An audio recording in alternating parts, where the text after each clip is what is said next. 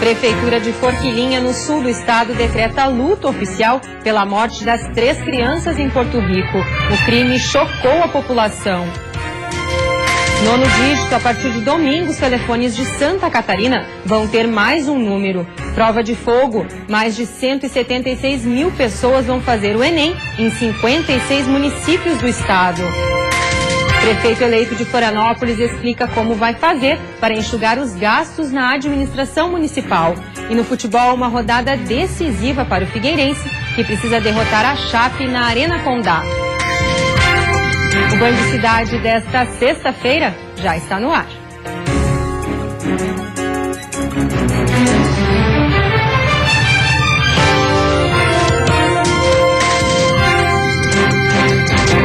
Olá, boa noite. Decretado 3 dias de luto oficial na cidade de Forquilinha, no sul do estado, onde nasceram as 3 crianças assassinadas pelo pai em Porto Rico. O crime chocou a cidade. As imagens mostram a casa onde os corpos foram encontrados, em um bairro considerado tranquilo, na cidade de Ponce, em Porto Rico. As 3 crianças estavam na cama com sinais de estrangulamento. Já o pai foi encontrado em outro ponto da casa, enforcado com uma corda. O responsável pela investigação, que esteve no local, ficou chocado. Disse que foi uma cena trágica e que ninguém está preparado para ver 3 crianças mortas desta forma. Há algumas semanas, as crianças enviaram para o Brasil uma gravação de voz.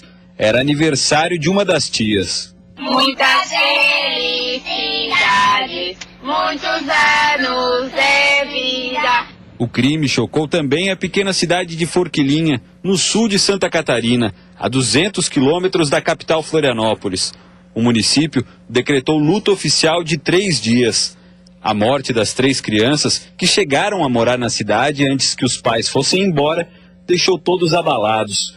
Ninguém consegue acreditar no que aconteceu. Marileia era coordenadora da escola em que as crianças estudaram. A cidade está de luto, né? É um fato assim triste. Eu, enquanto educadora e enquanto mãe, né, a gente preza tanto, né, pelos filhos. Para a avó das crianças, o relacionamento da filha com o marido, autor do crime, nunca foi dos melhores.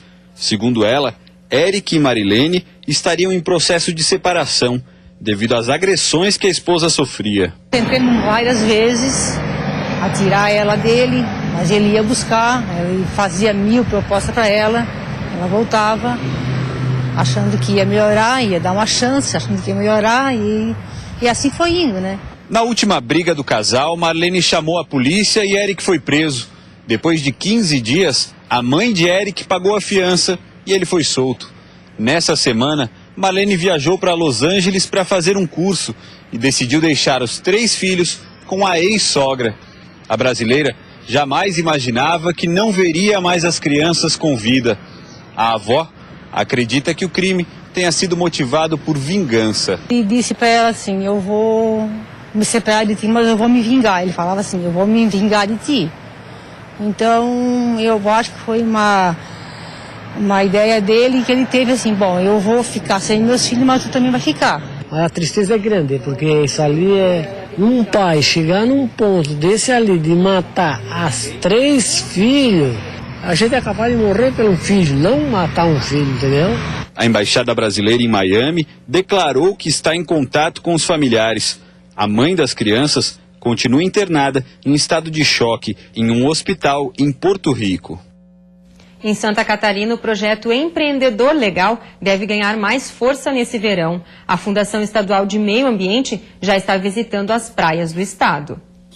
O diretor de fiscalização da Fátima explica que os principais focos são os hotéis com 100 leitos ou mais, condomínios de casas ou prédios com pelo menos 10 unidades e clubes e empreendimentos de grande porte, além de estações de tratamento e caminhões limpa-fossas. Eles estejam regulares também com relação ao esgoto sanitário, para onde vai o esgoto que é gerado nesses empreendimentos. Também com relação ao lixo que é gerado pelas pessoas que residem ou que trabalham nesses locais, né? E também com relação à água que utilizam, se é água da Casan ou se é água de poço, e se esse poço que utilizam, ele está outorgado pelo órgão competente, né, se está licenciado pelo órgão que tem a função de fazê-lo.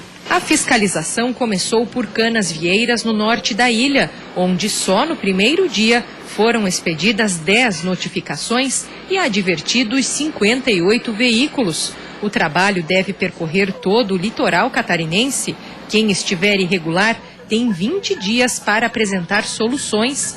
As multas variam de 500 a 10 milhões de reais. A quantidade de pessoas que vêm passar a época de veraneio em Florianópolis traz para o poder público e para o município vários tipos de problemas que são possíveis de serem resolvidos se as ações desencadeadas para tal forem tomadas em tempo certo. Até o final da temporada de verão, as equipes devem visitar cerca de 5.000 residências e estabelecimentos comerciais. A preocupação também é com os imóveis locados nesta época do ano e o limite de ocupação deles. Por isso, o trabalho vem sendo feito em conjunto com a fiscalização municipal.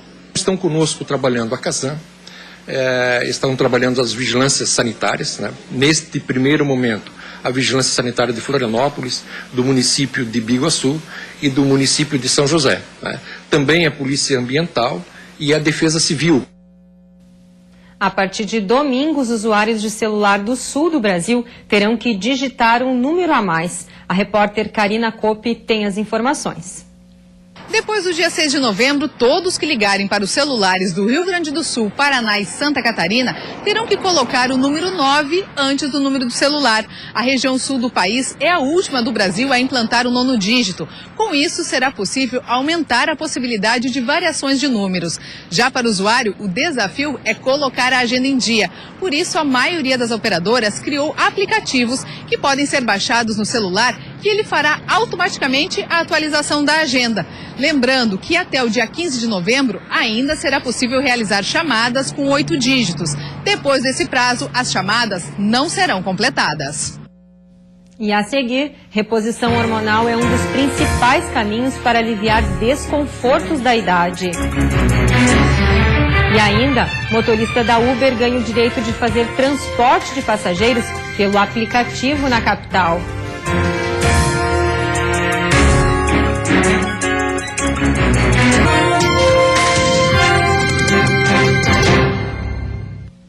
Um motorista parceiro da Uber ganhou em Florianópolis o direito de fazer transporte de passageiros pelo aplicativo.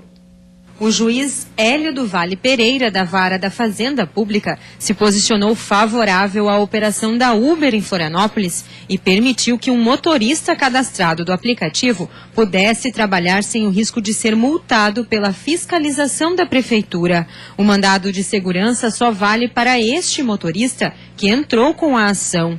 Ele queria evitar multas e a apreensão do seu veículo. Agora ele está autorizado a trabalhar livremente, apresentando apenas o resultado da decisão da Justiça, se for parado em alguma fiscalização. A ação tramita em segredo de justiça, para proteger a identidade do motorista. Na decisão, o juiz afirma que as pessoas têm o direito de escolher o seu transporte. A Prefeitura da capital ainda não foi notificada da decisão, mas afirma que uma comissão analisa a Uber para definir a elaboração de uma regulamentação ou não para o aplicativo na cidade. Nesse domingo, a Celesc abre as portas para receber a comunidade com uma série de serviços gratuitos. Quem nos conta os detalhes é a repórter Karina Kopp. Celesc de Portas Abertas vai acontecer nesse domingo com uma série de atividades gratuitas à população. Serão atividades de cidadania, saúde, bem-estar, lazer. E quem vai nos contar os detalhes dessa programação é a Viviane Remur. Viviane, conta pra gente qual é o objetivo dessa ação que acontece pela primeira vez aqui em Florianópolis. Na verdade, essa ação é prevista dentro da política de responsabilidade socioambiental da empresa em 3 princípios: o da evolução, comunicação e sustentabilidade local. e também dentro do programa de relacionamento com comunidades. Na verdade, o objetivo é estreitar esse relacionamento com as comunidades do entorno, mostrar que a maior responsabilidade social da Celesc é levar energia com qualidade para todo mundo com preços módicos, mas também, sobretudo, levar a construção da cidadania, levar serviços, levar lazer, cultura para todos que estão próximos da gente. Nesse evento, a gente vai ter um serviço de orientação da Assembleia Legislativa chamado Laços de Afeto, onde as pessoas que queiram se informar sobre a adoção tardia de crianças e adolescentes com deficiência ou interracial vão estar se informando, vão estar abrindo seu coração para que algumas crianças e jovens possam ter família, possam ter afeto, possam ter amor. Ou se as pessoas, por exemplo, têm alguma necessidade de orientação jurídica por algum motivo, tiveram algum problema, a OAB Cidadã vai estar prestando esse serviço. Se você, Karina, quiser saber se a tua conta de luz está em dia, se você pode contribuir para o meio ambiente pedindo que a tua conta vá por e-mail, você pode fazer isso. A gente vai estar fazendo parcelamento em condições especiais, cadastrando para tarifa por e-mail, cadastrando para oxigenoterapia, dando informação sobre programas de jovem aprendiz. A gente também vai ter aqui o SESI, um importante parceiro que está trazendo ações de saúde.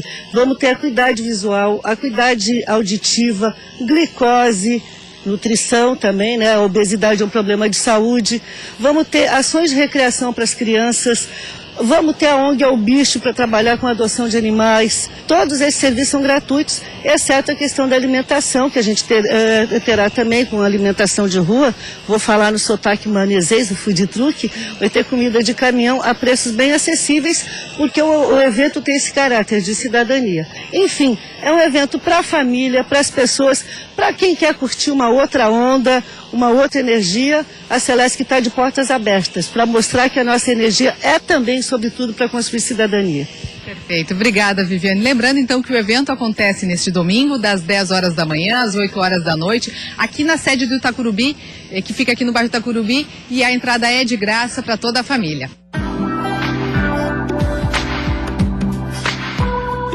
O sábado vai ser de predomínio de sol em todas as regiões. A temperatura mínima deve ficar em 9 graus na Serra e a máxima em 26 no Norte, Oeste e Grande Florianópolis. No Planalto Norte, mínima de 10 e máxima de 21. No Sul e Vale do Itajaí, máxima de 24 graus. No domingo, a nebulosidade aumenta e pode ter chuva fraca à noite em algumas regiões. A reposição hormonal é um dos portos típicos da idade. Cada vez mais mulheres e também homens vêm adotando esse tipo de tratamento, que deve ser sempre acompanhado por um médico. Cristina tem 53 anos. São 2 hormônios que eu uso, o estradiol e a testosterona. André tem 54. Isso, a testosterona é um creme. No meu caso específico, eu faço uma aplicação uma vez por dia. A reposição hormonal é um dos métodos mais utilizados por mulheres e também por homens para enfrentar os desconfortos decorrentes da idade.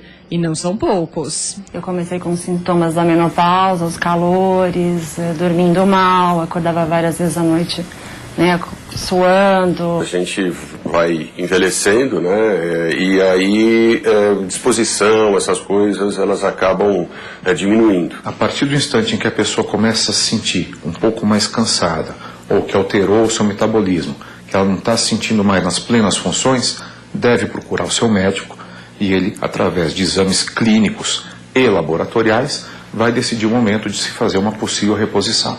A reposição hormonal não pode ser encarada como um complemento ou uma forma de tentar retardar o envelhecimento. Como o próprio nome diz, o objetivo é repor uma substância, no caso o hormônio, que o nosso corpo já não produz de forma satisfatória. Nesses casos, se feito de forma adequada, o tratamento pode ser um grande aliado na disposição e na qualidade de vida. Toda vez que você faz uma utilização de doses mais elevadas, você vai causar uma doença por excesso de hormônio. E uma das consequências mais temidas pelas mulheres é o câncer de mama, mas estudos recentes minimizam esse risco. E na década de 80, as mulheres usavam hormônios chamados análogos, ou de bichos ou modificados sinteticamente. Isso que levou ao aumento de uma incidência, e trabalhos mostraram isso, que o câncer de mama aumentou com a reposição hormonal com os hormônios análogos. Hoje, o hormônio bioidêntico não representa esse fator a mais. E depois do intervalo tem o futebol. A expectativa para o clássico entre Figueirense e Chapecoense na Arena Condá. A vitória é fundamental para o alvinegro. E o Avaí com força total contra o Paraná na luta pelo acesso.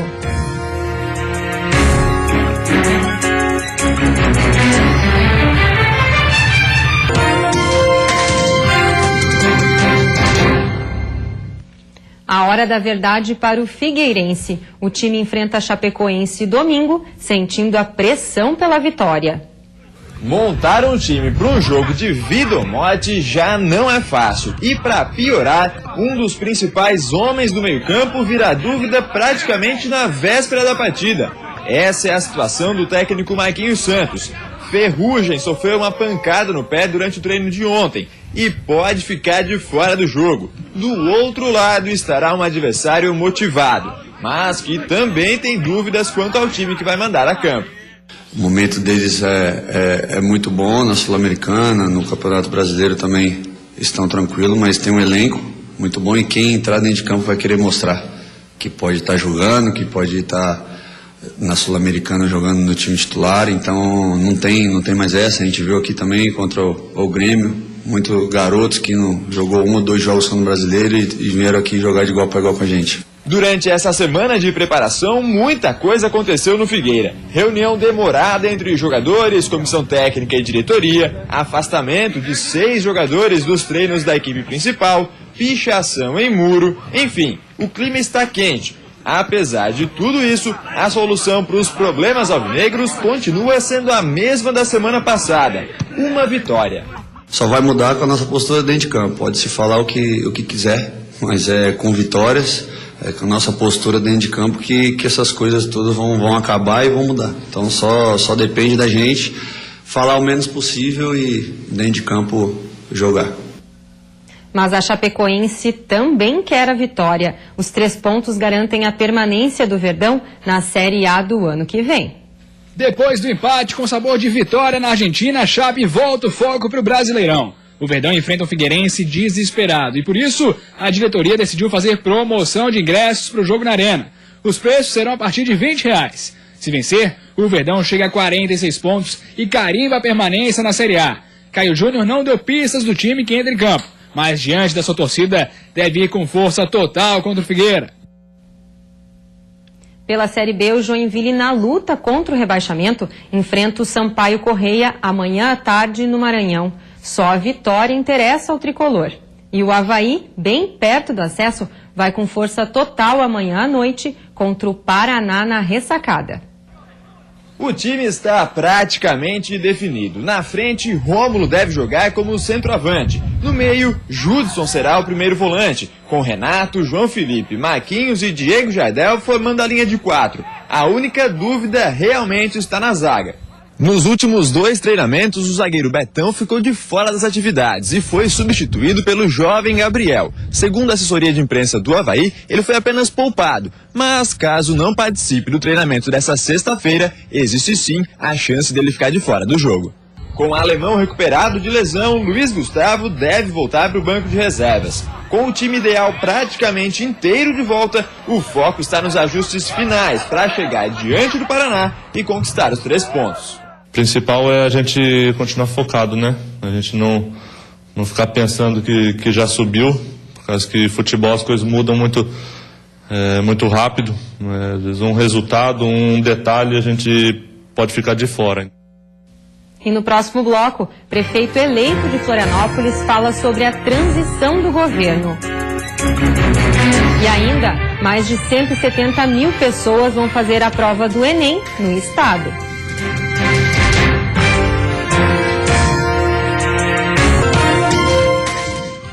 O prefeito eleito em Florianópolis já começou a tratar do processo de transição. Jean Loureiro assume a prefeitura de Florianópolis em janeiro de 2017, mas até lá ele afirma que tem muito trabalho pela frente. Uma comissão já foi formada para tratar da transição dos governos. Nós buscamos nomes técnicos para compor essa comissão, que não obrigatoriamente farão parte do próximo governo, mas estão buscando todas as informações para que possamos fazer a reforma administrativa, reduzindo o custeio e permitindo novamente a investir nas obras em Florianópolis. Conforme Jean, será necessária a suspensão dos contratos não essenciais, aqueles que não estão ligados às áreas da saúde, educação e limpeza pública, e das licitações em andamento. Vamos rever todos os contratos, vamos reavaliar o número de secretarias, diminuir o número de cargos comissionados e permitir que a capacidade de investimento possa retomar no município. Vamos dar um choque de entusiasmo, né?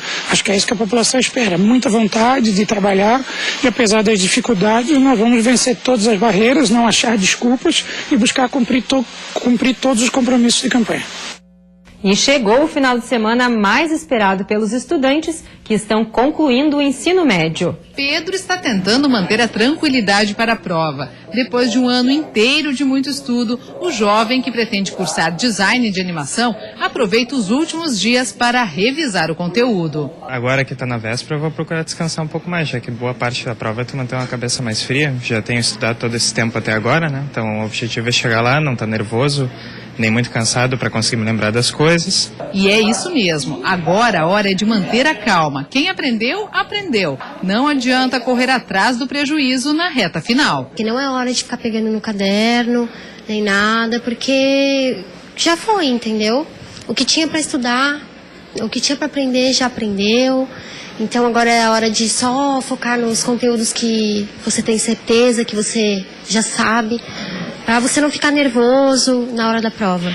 Os professores dão aquele apoio do jeito que podem. Para descontrair e espantar o nervosismo, arriscam até uma música para ajudar a fixar o conteúdo.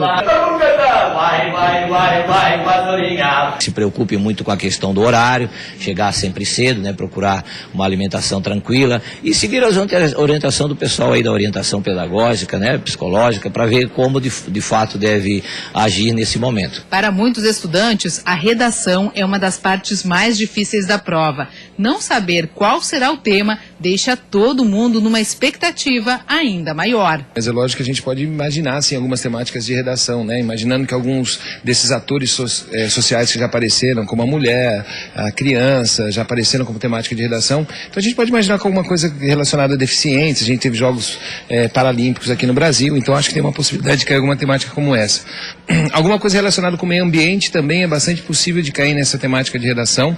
E eu acho que temáticas mais aborto ou temáticas mais controversas tendem a não acontecer no Enem. Mas vale caprichar na redação, porque além de contar muitos pontos, ela pode ser fundamental para quem quer entrar para a Universidade Federal. Principalmente para quem quer fazer a Universidade Federal de Santa Catarina, porque ela é multiplicada por 1,5, ou seja, não vale só 1.000 pontos, ela vai para 1.500.